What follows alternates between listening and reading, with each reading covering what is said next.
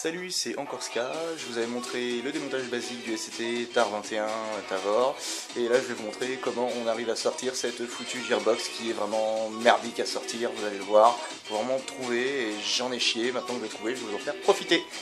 On démarre.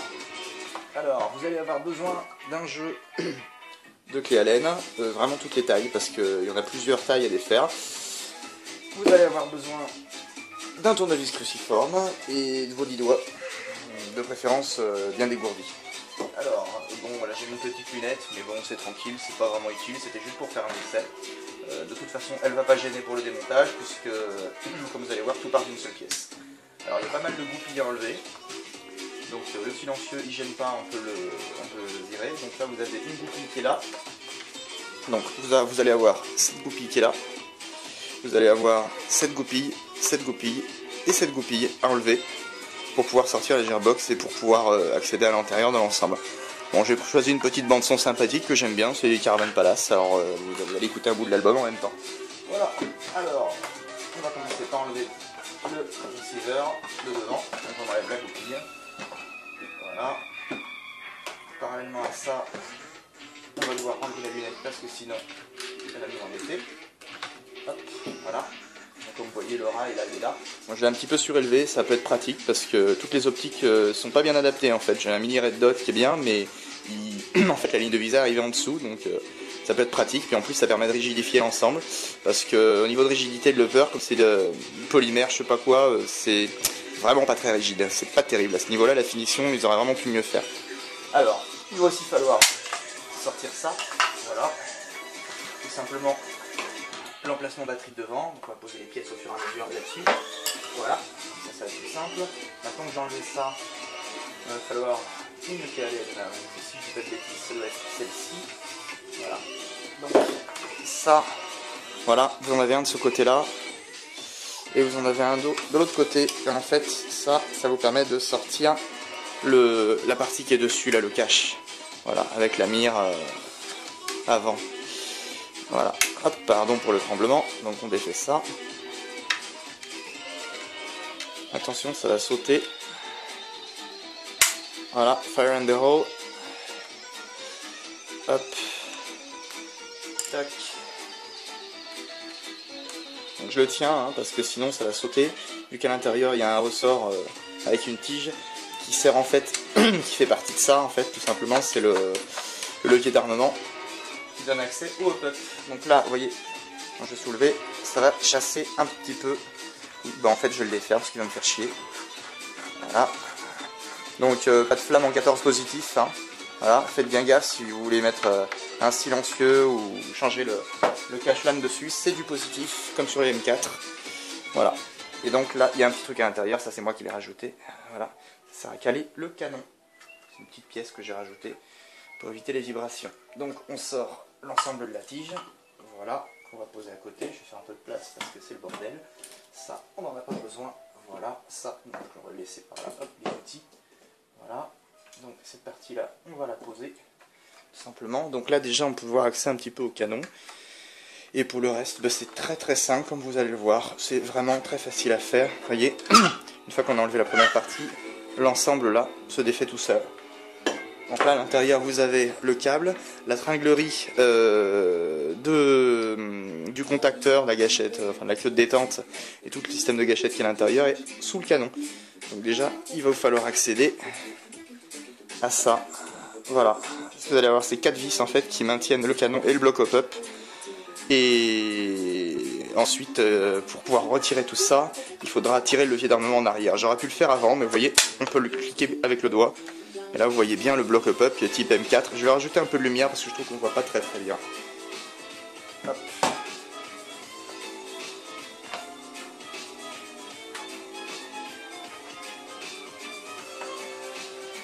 Voilà. Vous aurez sans doute remarqué mes magnifiques chaussons Homer Simpson. Si c'est pas le cas, bah... voilà. Voilà, c'est pour l'honneur. Ok, on continue. Donc, toujours la même clé Allen, par contre. Je vous donnerai pas la taille parce que j'en sais rien, à vrai dire. C'est pas forcément utile de le savoir. Quand vous avez un jeu, de toute façon, généralement on les achète par plusieurs. Donc, on défait tout ce qui maintient le canon et le bloc hop-up. Voilà. Tac. Bon, c'est pas obligatoire pour sortir la gearbox, mais c'est quand même vachement plus facile, vous allez le voir. Voilà.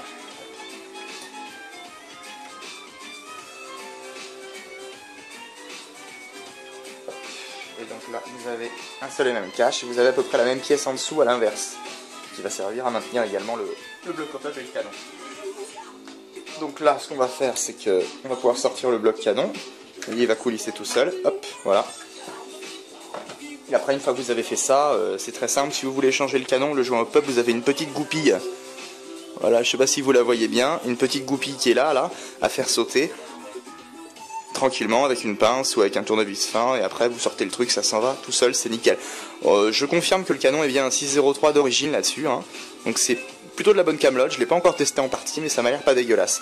Moi je lui ai juste changé le joint pour mettre un mat de boule rouge sur les conseils d'un forumeur habitué, on va dire, d'ACM Forum, qui se reconnaîtra, je pense.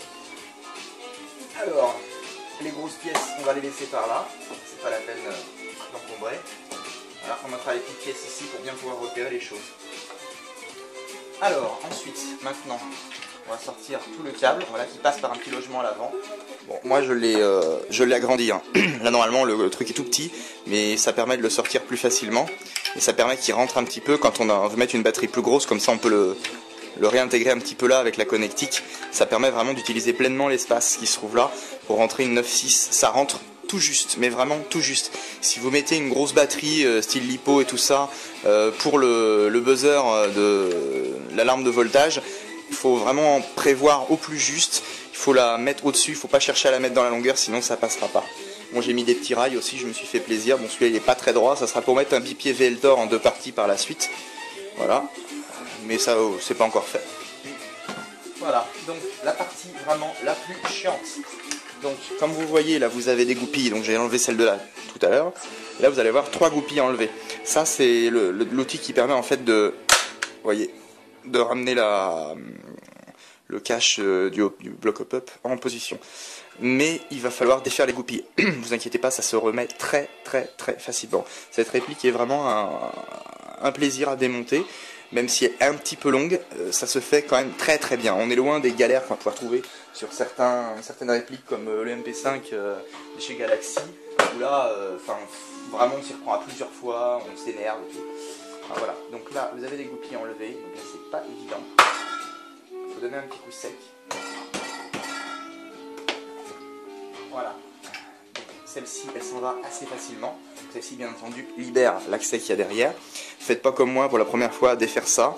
L'articulation, c'est pas du tout nécessaire. Et puis alors, c'est horriblement difficile à remettre. C'est casse-burne au possible.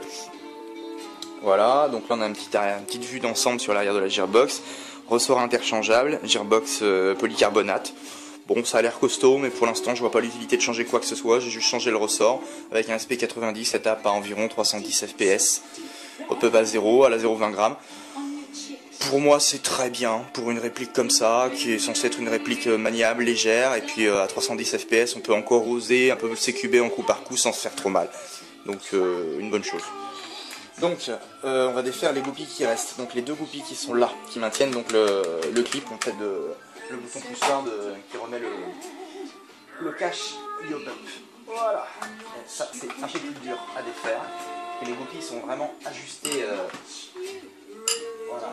Mais ajustées de chez ajustées. Et c'est très chiant. Alors, je ne sais pas s'il faut l'enlever complètement pour sortir la gearbox. Mais étant donné qu'elle se situe vraiment à fleur de ce truc-là, je pense qu'il vaut mieux l'enlever quand même. Pour la sortir aussi, moi je vais peut-être enlever ça en fait, qui est le système d'attache voilà, le système d'attache de sangle. C'est un trou qui traverse de part en part la réplique. Mais comme à l'intérieur, voilà, comme à l'intérieur ça passe vraiment à ras de la gearbox, je vais l'enlever quand même. Donc il suffit de 2 doigts, hein, vous voyez, je force pas. Hein. De l'autre côté, vous avez juste un bouchon comme ça, voilà, qui se vise de chaque côté de la réplique, voilà, tout simplement. On va le poser là comme le reste. Voilà. Maintenant qu'on a enlevé ça, on va enlever la dernière goupille qui est là, qui est assez chiante à enlever, parce qu'il faut forcer. Alors, la première fois, pour réussir à comprendre comment on sortait le bousin, j'ai dû m'y reprendre tellement à plusieurs fois, je vais mettre ça en dessous pour caler, j'ai m'y reprendre tellement à plusieurs fois que j'ai pratiquement en fait désossé l'intégralité de la réplique avant de comprendre que bah, c'était pas du tout nécessaire. Voilà, c'est-à-dire que je me suis carrément fait chier à enlever ces vis là. Vous en avez une là, vous en avez une là, là, et vous en avez une autre en dessous là en fait, qui se défait par là, qui permettent d'ouvrir vraiment la coque en deux, mais comme vous le verrez c'est absolument pas nécessaire. Je doute que quiconque ait jamais besoin de le faire pour ouvrir la réplique en deux comme sur les F2000, c'est totalement inutile. Donc là vous voyez qu'il y a la gearbox, ça commence à prendre un peu de jeu, ça c'est parce que j'ai enlevé les goupilles. Donc je confirme effectivement qu'il y a bien une goupille, là on le voit, ça bouge un petit peu. Voilà, là. Et donc je confirme qu'effectivement ça doit bien être utile. Alors, le petit trappe, on tire légèrement dessus, doucement, elle s'enlève. Voilà. Voilà. Et en dessous, vous voyez, bah, vous verrez mieux tout à l'heure, les petites tiges, comment dire, des petites barrettes en métal sur lesquelles en fait le clip vient agir pour remettre la trappe en position. Parce que toute ça, la trappe là, elle fait vraiment partie intégrante de la gearbox. Elle n'est pas attachée au corps, elle est attachée sur la gearbox. Donc tout le système de levée de comment ça s'appelle, de trappe d'éjection là, fausse trappe d'éjection qui permet d'avoir accès au pub, c'est la gearbox, c'est un seul morceau. Alors, donc il reste une chose à enlever. Ça vraiment j'ai galéré. Donc pardon, deux choses. Il reste deux choses à enlever et c'est vraiment galère à attraper. Donc là il vous faudra une clé Allen un petit peu plus petite, la taille en dessous, pour aller chercher les deux putains de vis qui se situent là-dedans. Alors je sais pas si on voit très bien. Voilà, à l'intérieur là du puits de chargement, puits de chargeur, pardon, comme on veut. Bref, voilà, ça on va le défaire. Voilà. Donc faut pas trop les serrer, hein. Faut pas les serrer comme une vache. C'est un coup à péter le pas de vis, et après derrière la gearbox est plus maintenue correctement à l'intérieur. Donc voilà, faut y aller doucement, faut pas la serrer comme un malade. De toute façon, ça vient tranquillement. Une fois que vous les avez suffisamment desserrés, voilà, tiens, il y a déjà une qui vient. Voilà. Voilà. Je précise que je suis en train de faire cette vidéo absolument sans montage et que j'ai pas l'intention de me faire chier en faire un. Donc voilà. Voilà. Et donc là, la gearbox, elle est presque libre. Et ce qui va la retenir, d'où l'utilité d'enlever le bloc canon, ce qui va la retenir, comme vous le voyez, c'est la tringlerie qui est là. Voilà. Donc celle-ci là, étant donné qu'elle sert simplement pour mettre la réplique en sécurité, elle n'est pas rattachée au sélecteur de tir. C'est juste un truc qui va appuyer en fait sur la gearbox. Elle est rattachée à rien du tout de ce côté-là. Celle-là par contre, elle est rattachée à la gâchette, comme vous pouvez le voir. Voilà. Donc celle-là va falloir la défaire. Et celle-là, elle est particulièrement prise de tête. C'est-à-dire que là, vous allez carrément devoir prendre la plus petite clé Allen que vous ayez. Manque de peau pour moi, elle est courte. J'aurais bien aimé en avoir une plus longue. Je pars de la clé, bien sûr. Donc pour avoir assez plus facilement tout sortir, on va finir d'enlever le socle du bloc hopper. J'aurais pu le faire dans un autre ordre. J'aurais pu l'enlever tout à l'heure du même coup que j'ai enlevé le cache du dessus. Mais bon, voilà, j'ai oublié de le faire et puis comme je vous l'ai dit, ça me fait chier de faire plusieurs prises. Voilà, il est 21 h. J'ai pas envie de passer la soirée dessus, mais j'ai quand même envie de vous en faire profiter. Alors, donc cette petite trappe, voilà. Tac. Voilà, deuxième partie. Et donc là on a pleinement accès au système. Voilà. Et là on va prendre la fameuse minuscule TLN et on va défaire. Alors c'est pas la peine d'y aller fortement, c'est pas la peine de complètement le serrer ou complètement le desserrer, parce que comme vous allez voir, il y a une petite gorge en fait sur la tige, qui fait qu'une fois coincée à l'intérieur, elle n'est pas, si vous voulez, juste serrée par la vis que je suis en train de défaire. Il y a une petite gorge qui permet donc un certain dégagement. Donc là, est-ce que je l'ai... Ouais, je l'ai assez défait. Comme vous voyez, voilà. Et ça c'est défait. Voilà, ça remue. Donc on sort le bousin et là on a enfin sorti la gearbox. Donc c'est vraiment un modèle bâtard de chez Bâtard. Personnellement, ça me fait penser à une gearbox de P90.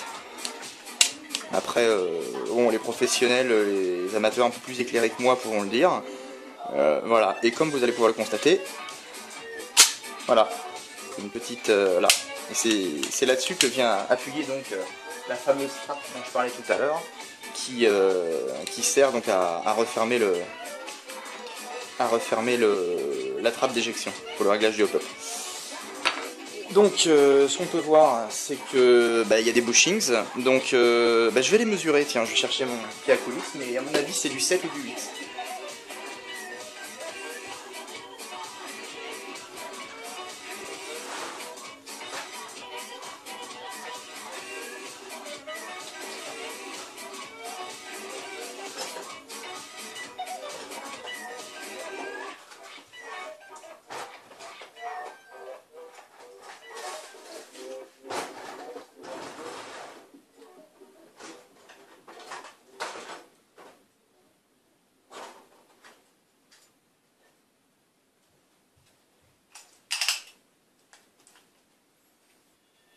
Alors, on va pas se faire chier, je ne trouve pas mon pied à coulisse. On va regarder, et c'est du... Eh ben c'est du 8. Bordel, c'est du 8 mm. Ben ça m'étonne pas que ça tourne comme une horloge. Donc voilà, pour l'accès à la Gearbox. Je n'ai pas l'intention de la démonter, donc je ne vous ferai pas le tuto là-dessus. Simplement, vous voyez, il y a quelques écrous prisonniers, indispensables puisqu'on est sur une Gearbox polycarbonate, qui ne peuvent pas faire des pas de vis intégrés, forcément. Un paquet de vis à défaire, beaucoup de mécanismes, donc moi j'ai vraiment, mais alors vraiment pas du tout envie de m'y coller. Petit défaut qui me fait un peu chier, c'est que, voilà, la cage moteur, elle fait partie intégrante de la Gearbox, donc pour ce qui est du changement de moteur, faut tout démonter. Voilà, ce qui me fait bien chier. Donc, comme je le disais sur le forum susnommé, je pense que se passera d'upgrade moteur là-dessus, et ça restera comme ça. Mais bon, ça reste une bonne petite réplique, une bonne finition, ça a l'air costaud. Voilà, donc il n'y a pas de raison de la modifier, je pense. Voilà, allez, à plus!